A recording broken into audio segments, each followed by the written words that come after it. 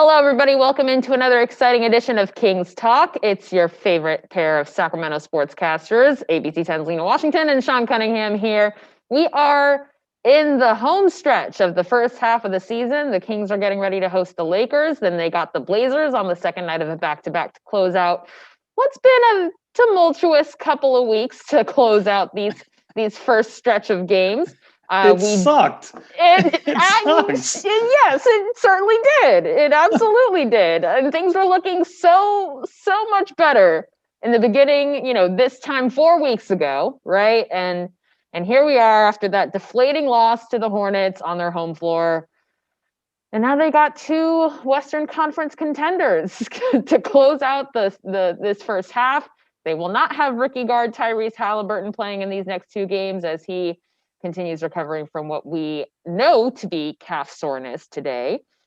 We do know Jabari Parker has been updated to questionable after missing the last two games for health and safety protocols. But Buddy Hield might not be in action tomorrow. He suffered an ankle injury, an ankle sprain in that Sunday night loss to Charlotte. And we do know Buddy to be a tough guy. So for him to potentially be missing some time, we do know he missed practice today. I mean, Sean, these guys are really stumbling to the All-Star break. No, they are. And it's about, I don't know if we expected things to, maneuver one way and the other, have these huge long streaks of losing and then another long streak of winning and then losing again.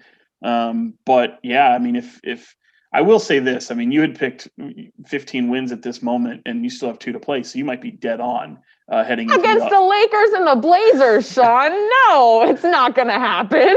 No, it's likely not going to happen. I'm with you. However, that being said, the Kings aren't the only ones with the All-Star break kind of circled on their calendar. I mean, other teams are too. So look, the Lakers are playing as we record this right now against Phoenix in LA, and they're going to be on a second night of back-to-back. Now, we've heard that so many times before. That doesn't usually bode well for Sacramento, as it probably should.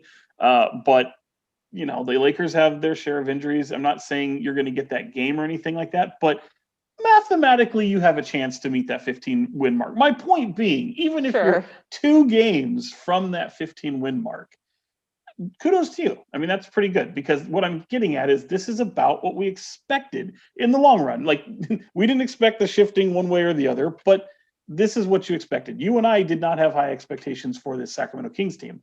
And one of the things I pointed out on Sunday on our Toyota Sports Extra show, which was,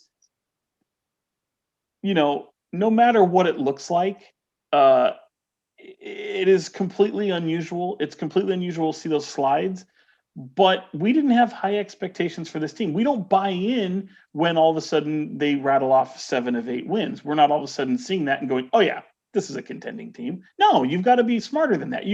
Kings fans have to know they haven't made the playoffs since 2007. You've got the longest drought there is in the NBA. And to that point, count your chickens before they hatch or whatever that is. Put the cart before the horse, all of that. Just have your enthusiasm, but temper your expectations. That doesn't mean all of a sudden things broaden into these things. And look, I know I come off as a hater.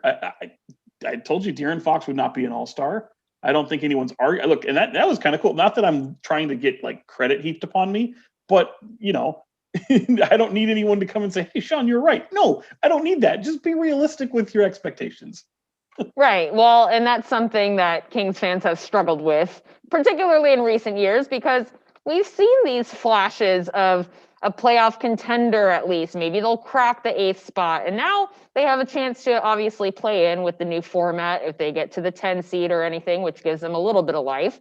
But I mean, this was probably this most recent loss to Charlotte, probably one of the worst, if not the worst of the season. Sean, we heard Jason Jones, who's the reporter for The Athletic, longtime B reporter here. He said this was a top 5 loss in the time he's covered the team, and he's been here a long time. Would you agree with that statement from Jason Jones? Boy, I don't know, because it's tough to have a loss from a team that isn't expected to do well to rank in your top 5. Meaning I covered playoff basketball. Jason Jones, unfortunately, my buddy, he did not. He has not covered playoff basketball in Sacramento outside of the Sacramento Monarchs. So with that being said, I can see why he would say that because all he's covered is losing basketball teams since covering the Kings.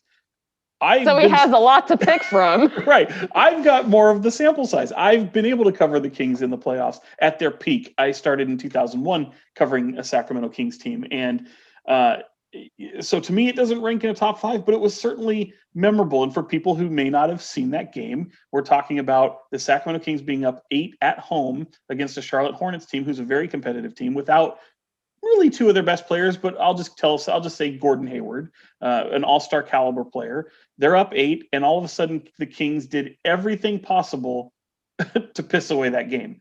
De'Aaron Fox gets fouled by LaMelo Ball on a flagrant, misses 2 free throws. And you would think, okay, free throws are one thing, but it wasn't just Fox. It was Marvin Bagley. It was Harrison Barnes. It was Buddy Hield, missing free throws down the stretch, and everything that could go wrong did go wrong in that game. And being up 8 with 117 to play, you lost by 127, 126. So, yeah, it was awful. And to Jason's point, and I think we would echo it, it was certainly the most demoralizing loss of the season, because even though this team is dead booty last in defensive rating and is just terrible, that game, not that there was defense present, but they were playing a brand of competitive basketball that would help you win basketball games, NBA games. And it was a brand of basketball that we've talked about. In order for this team to win games, they have to have performances like this. You've got Buddy rattling off 30. You've got Harrison Barnes scoring 28. We've talked about the importance of when Harrison Barnes scores. We know what De'Aaron Fox has to look like in order for this Kings team to do well. And we saw that in this game, even without their second best, maybe the best playmaker on their team. Tyrese Halliburton missed that game. So we saw evidence of that, and then it just totally pissed away. So yeah, we can't be in the locker room because we do all these things virtually. And I think, Lina, you would agree that team was absolutely stung by the Hornets. I mean, this one absolutely sucked. Yeah, I stunned was the word I was looking for. I mean, Marvin Bagley was pretty much speechless in terms of how to even express what went wrong and how they felt about it. And that's 6 straight losses on their home floor. Granted, they don't have the 18,000 fans at Golden One Center, but you should be comfortable and you should be able to close things out. And again, they're bringing in teams that are coming on from across the country in back-to-back games and still losing. Yeah, and I'm glad you mentioned Marvin, because he was asked. Our friend Marshall Harris from 13, he asked him, like, hey, are you guys just at this point just looking forward to the break and maybe recharge batteries? And he's like, no, I want to play. Right. I want to play. And that was a beautiful thing to hear. I think that was music to Kings fans' ears. Look, temper your enthusiasm, but realize that in a year like this, and things are going, you're 13-21, but you're still like, 2 games removed from the 10th spot, which is in a playoff game. So there is meaningful games to be held. And I don't mean to cut you off, Lina, but when you think about tempering the enthusiasm, think about Monty McNair coming in this. Because again, you and I haven't met the guy in person, right, have interactions like this over the computer. I would say it's not a stretch to say we don't know this new Kings general manager. But if you're thinking what is the most important thing for this season, contending, for sure. Competition is still key, but the overwhelming theme is still development. And I think when you look at, first and foremost, Marvin Bagley, we need to know if he can play. It's his second NBA season because of what he missed last year. This is technically his sophomore season. We need to see him stay healthy. We need to see him improve. We're seeing that. Yes. So that's a good thing so far. De'Aaron Fox is having a career year. We were hearing his name in all-star consideration. That's a plus. That also is exactly what you want to see. Tyrese Halliburton, your rookie from this year, pick number 12, is just won his second Rookie of the Month award with LaMelo Ball, is in contention for Rookie of the Year, and looks like the God savior, like a godsend to your team for how much he makes other players better. That is a check in the right direction. That is a positive. Harrison Barnes having a career season for the most part before he kind of dealt with a little bit of injury late. But my point being is there are things that you can sit here and say, these are working. These are good things. And these are the things that are meeting the expectation. But I know the wins aren't there. But again, they're not built to contend. So if you can be competitive with these things happening, that is a win. Absolutely. And, we've lost some of that competitiveness, that physicality, that grit in many of the games that we saw in that 9-game losing skid, which ended and was punctuated by Luke Walton crashing the clipboard to the court and breaking it in half in that loss to the Knicks, which again, you mentioned the worst team in scoring put up 77 points in the first half, added to their season average in points against this team that beat them on their home floor not too long ago. So, we've seen the frustration of Luke Walton, even though we've known him to be very even keel, even describes himself as kind of an even keel guy, but the frustration is palpable when you lose 9 straight. And granted, they weren't the worst team to be losing in a losing streak. We saw what Houston was doing and whatever they got going on 11, down there. 11 straight for Houston. Man, and another coach out the door in Atlanta.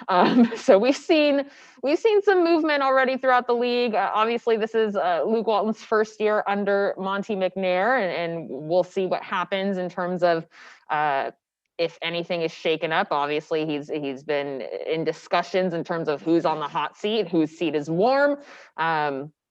So of course we'll be monitoring that, but it's tough when you have guys who are admittedly having mental lapses, especially on the defensive side of the ball. And you can only put out a game plan and expect guys to do their homework in terms of scouting and knowing the plays. And we've seen guys show that frustration in terms of the lack of accountability, maybe, even though they say they're holding each other accountable in practice. That's obviously not translating in the court in these crunch time moments when the mental mistakes really just add up to this deflating loss in Charlotte, in New York, in Chicago, wherever it is.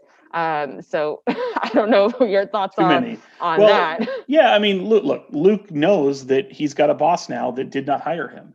And every coach knows that if the GM didn't hire you, that's not a good sign for long-term sustainable success. And you have to, all of a sudden, you have to try to open up their eyes and show them what you can do. Look, most people just don't last. So Luke knows. Luke's a big boy. He knows his contract is guaranteed to next year. And he also knows that the guy who's sitting right to the left of him is his associate head coach, Alvin Gentry, who would be a key candidate to take over. But Alvin took this job because he worked with Luke in Golden State when he was with the Warriors and loves Luke, and turned down the opportunity to go be part of Doc Rivers' staff in Philadelphia to still work with his buddy Luke Walton here and help him. But you could also say, for the cynical side, is that Alvin looked at this and said, oh, this might be a head coaching position in the near future, and I might be in line for that. And I think that there's probably some truth to that. But Luke knows that when you lose, these losing streaks that you've suffered, and you've lost 10 of 11,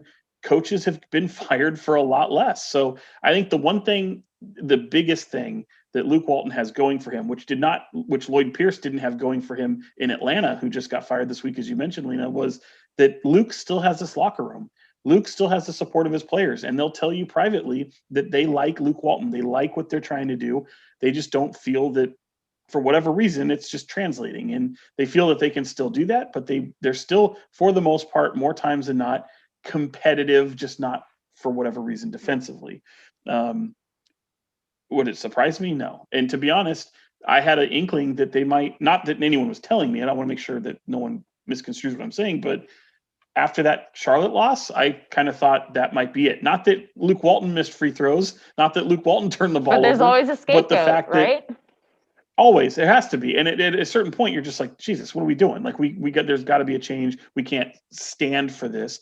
But at the same time, you're in a pandemic. This team, and all NBA teams, but this team in particular, is one of the teams that can't have fans in attendance. And even the ones that do, by the way, aren't making money. I mean, that's not like overwhelming fan support. You've got like a small sprinkling of fans. So it's better than nothing. But this team is not, I mean, they're one of the NBA teams that are absolutely bleeding money. So to pay someone not to work is not really ideal. And let's be honest, and I'm not saying they're tanking, but at a certain point, if you're going to be awful, well, that plays to your favor when it comes to the lottery. Players and coaches don't tank. Organizations and front offices might wish for losses at a certain point to try to tank. So look, I think Luke Walton, if he can get through the All-Star break, then I would imagine he'll be here for the rest of the season. But if you end up losing, if this streak gets to where you've lost 15 of 16, what do you do? So I think that's going to be tough. But if you see Luke Walton after the All-Star break take the court in Sacramento when they host I believe the Houston Rockets on the 11th, I would imagine that Luke would finish out the season. Yes, well, Rashawn Holmes also echoed what Marvin Bagley said in terms of not looking ahead to the break, and they want to be able to compete, and they're focused on the next game. And I gotta say, I don't know what your thoughts were on this, Sean, but that was probably the least energetic, I guess, for lack of a better term, I've seen Rashawn Holmes. Typically he's pretty upbeat. So I'm not sure if it's another tough practice after another tough loss, what the vibe was there. But yeah, they got the Houston Rockets coming up next Thursday, so they got some time before they take on another team, and that should be another gimme game. But nothing is guaranteed. Don't do it. Nothing is guaranteed. We've seen this movie before. Yeah, many times. Didn't like the outcome. I think is how the lyric would go. I think there's nobody you can take for granted right now. And the Kings, look, even with today's practice, they had a day off yesterday. I know guys got work in. Luke was talking today about how much he had to play the role of accentuate the positive, especially from that Charlotte game. And I was kind of a smart ass when I asked him, do you just throw away the last minute 18? Because as he admitted, he's like, there's some games that are so gross that sometimes you just push it aside as if it didn't happen, and you just move on and you just try to get better.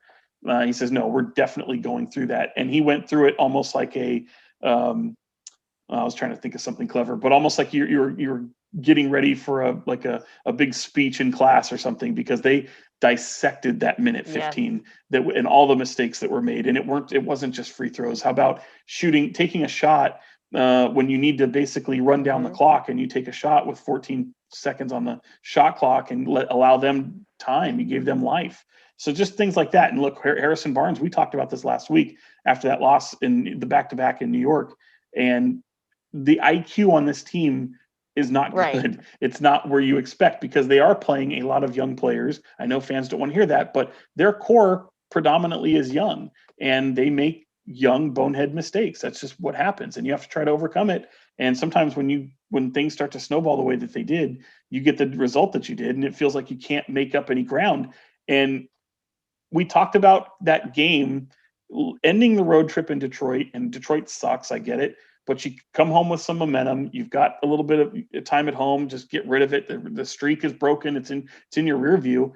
And then all of a sudden you have a game like you do with Charlotte, where things kind of feel pretty well, and then they just absolutely crumble. It's going to be a breeze, as they say. Yeah. You just can't think that way. And I don't know what in their DNA gives them this ability to think that way, that they can just absolutely, trick one off like that, but you just can't do it. So 2 games remaining, upper echelon. We've known, by the way, that the Kings, for some reason, like a lot of poor teams do, tend to rise to the level of the competition. Well, maybe that's a good thing. Maybe going into the break, if you can split one of these games, gives you a lot of momentum going into that break. And kind of weird not seeing Buddy Hield at the 3-point shootout, though. Yeah, I was just going to run down kind of what we're looking ahead to this AllStar Sunday that wasn't supposed to happen, but it's happening anyway.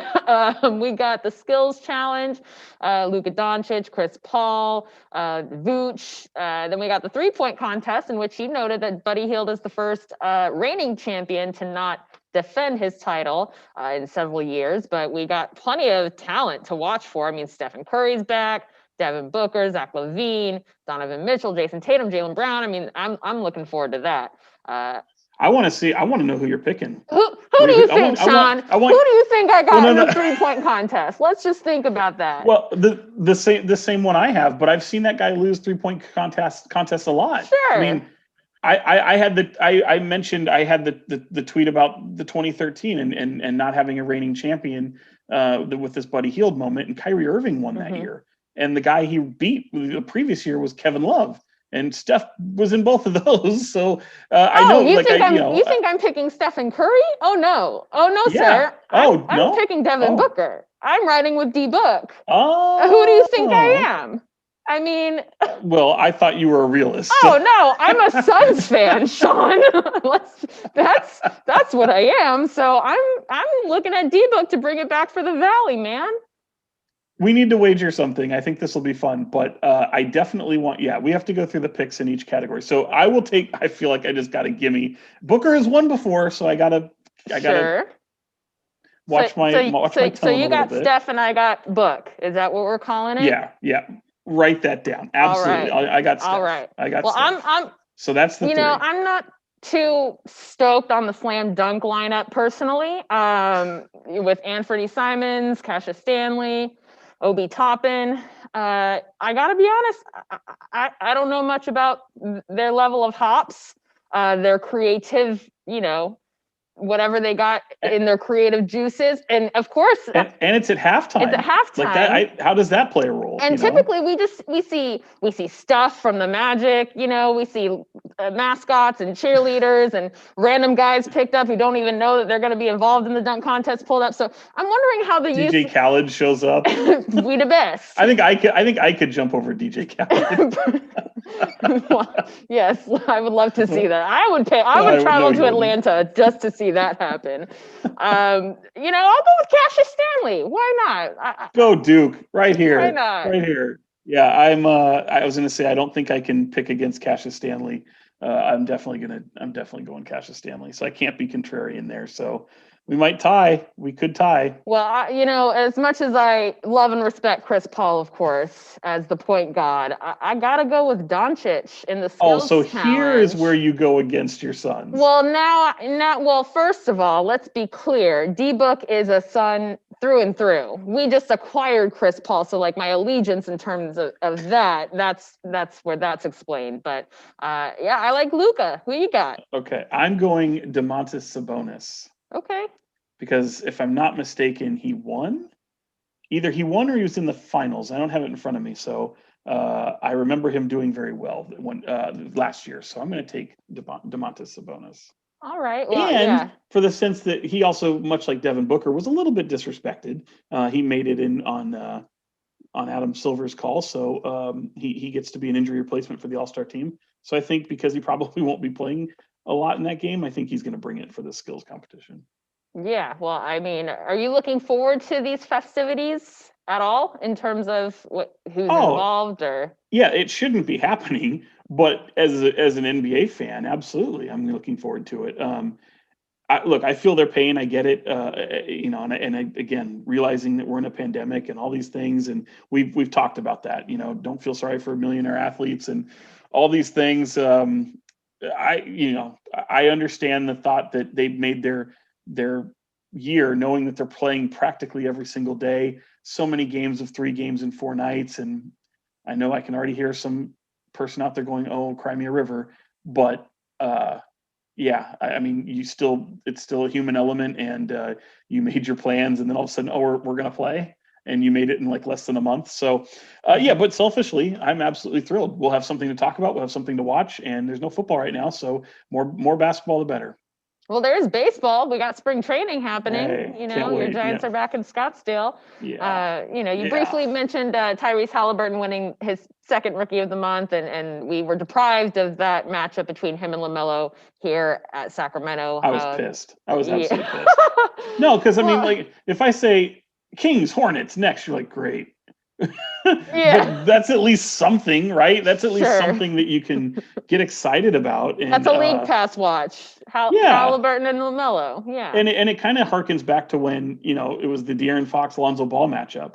Of course. I mean, there was such a rivalry between those two guys that everybody else. Is it a rivalry if the other half doesn't participate in the games? Because there's that running joke, right? There is, and that's what I was getting at. Like, I mean, look, it's a rivalry to a degree because everybody wants to make it bigger than it actually is, and it really doesn't mean a damn thing. But people wanted to make this, Lonzo's ducking Fox and blah, blah, blah, blah, blah. No, I mean, come on, man. Like, I think it's silly. I like that people kind of get into it, but if you're going to say that, okay, are you going to say that Tyrese is? Well, maybe they are in Charlotte. I don't know if they're saying that in Sacramento, but I think that they probably might have something to say about that.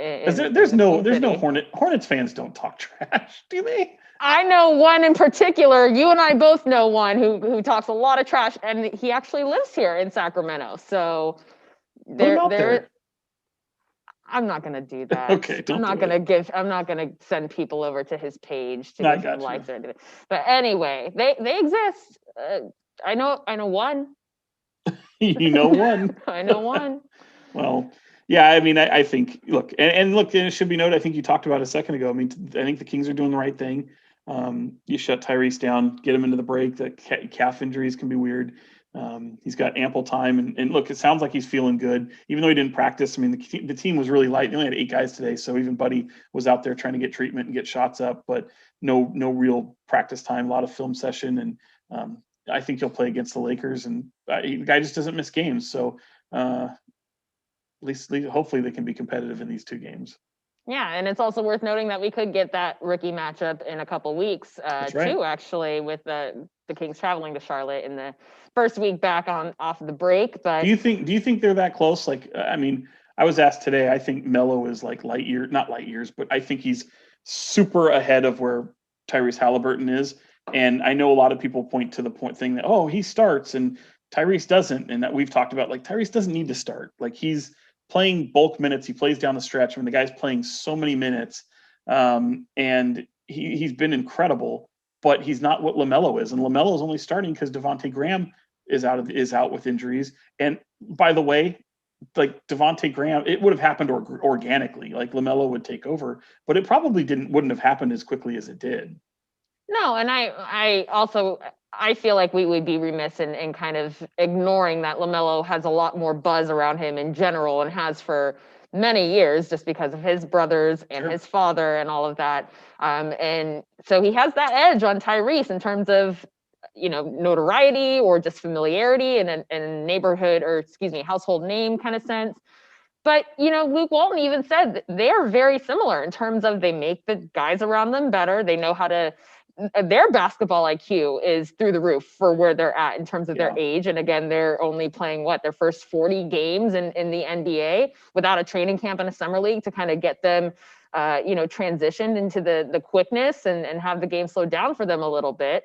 But I mean, as you noted, the way that Halliburton has stepped up in those crunch time minutes. I don't know the stat right now where he's at in terms of players in crunch time minutes and clutch minutes, but we were so impressed by the fact that Luke Walton kept him out there in the early games in the fourth quarter, and to kind of trust his rookie to not only perform at that high level, but to be able to work with a team that he's just getting to know. And we know how, chemistry, you said you can't put a price tag on chemistry, but the way that he's able to run that second unit, particularly with Corey Joseph, who's his vet, he's noted, that cohesion is already there. So if plugging him into the starting lineup messes that up, I would advise against it, obviously. But he has added something that the Kings have needed in terms of just a bright spot, something exciting, something that they can look and say, like you mentioned, they're getting better, they're getting there. And of course, with the growth and development of the other young players alongside him, it looks like they're building something special here. And De'Aaron Fox and Marvin Bagley's chemistry is growing as well. So, I don't know if LaMelo was light years ahead of him in terms of skill, so to speak, but in terms of attention, and of course, nobody's really looking at Sacramento anyway. Like you said, nobody's really checking for the Kings or who's on the team. Famously, Shaquille O'Neal doesn't even know the starting big for the team that he partially owns. So, that's saying something. Investor. I mean, if you've got $1,000 in a multi-billion-dollar corporation, it's like, I've got ownership in the Packers because I'm one of those shareholders. Like, yeah, you've got one of those. That's cute. True, but he's also, you should know these things. Yeah, no, I get it. And I mean, look, and he was also the starting center, Rashawn Holmes. I think what I mean light years ahead, I think there's a huge advantage statistically right now with LaMelo. And, I will say I think it does help that LaMelo Ball, aside from the notoriety he's getting, he's flashy. The guy is just so flashy. Mm-hmm. A lot like, I mean, I kind of hesitate to say it, but it's a little similar to Jason Williams, as Kings fans know. So, look, Halliburton has his swag, has his, he's got his own kind of style, but it's a little bit more measured, and he doesn't bust out some of the real flashy stuff we've seen from LaMelo Ball. LaMelo had, I mean, my goodness, he had some passes the other night that you haven't seen in a while, some of which you may have not seen at all. He had a very long bounce pass from like 70 feet away that who would attempt that? So, that up and under move with the dump off to, I believe it was Bismarck Biombo for the dunk. I mean, it was really pretty. So yeah, I mean, I think the flash has something to do with it, but he's statistically better right now than Halliburton in every single category of the major, points, assists, rebounds. So as long as he keeps doing that, I think, and he's contending for a playoff spot.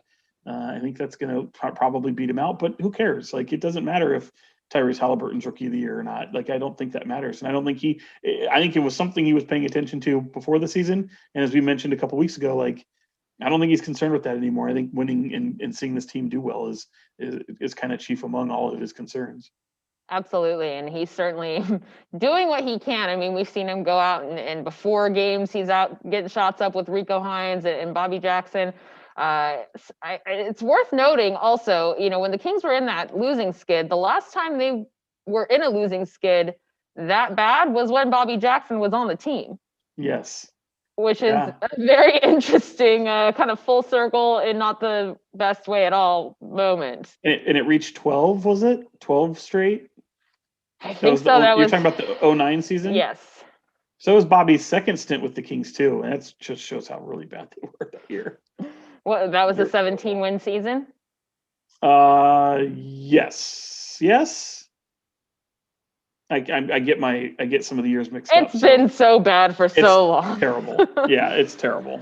Well, if it wasn't 17, it was like 20 or something. It was awful. Well, I mean, we got another stretch of 36 some odd games set to tip off. Let's see, they start here in Sacramento with the Houston Rockets here in town. And so we'll see if they can get back into the win column and stay there for a little bit longer, like we saw them do in early February. But of course, we'll bring you the latest on air, online, and on social. You can follow us at Sean Cunningham, at L Washington TV. And if you live in the Sacramento, Stockton, Modesto area, tune in to Toyota Sports Extra on Sunday nights at 11:35 on ABC 10. We talk Kings, baseball, mostly Kings now, obviously, but we bring Sean in for a little extended deep dive in what we can't get into our weekly newscast. So if you live in our region, tune in. And if you don't, it's kind of therapeutic because they just gripe about things that are surrounding the Kings. Yes, I just tee it up for Sean and just let him go to town on what went wrong today. It should just be called Poke the Bear.